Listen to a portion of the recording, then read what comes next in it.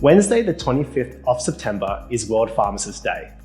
The International Pharmaceutical Federation encourages pharmacies to use this day to organise activities that promote and advocate the role of pharmacists in improving health in every corner of the world. This year's theme is Safe and Effective Medicines for All. We asked some of our members about what Pharmacists Day means to them and why medication safety is so important. World Pharmacists Day is important for us to acknowledge the work that pharmacists do looking after the health of our community as part of the wider healthcare team.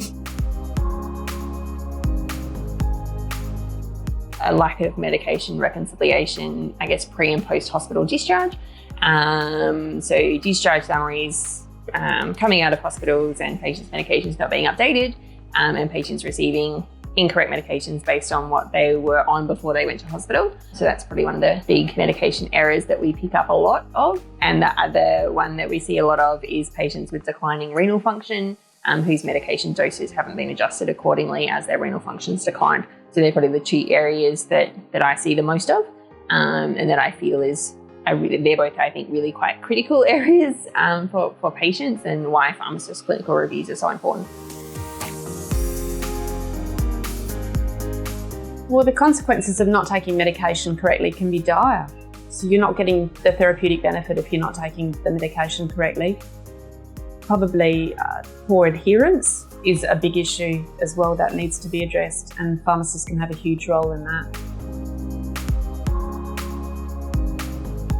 Really making sure that you understand your medications and that you understand the importance of what they do and how to take them and when. And that is great information that pharmacists provide all the time, which really helps patients get the best out of the medications that they're prescribed.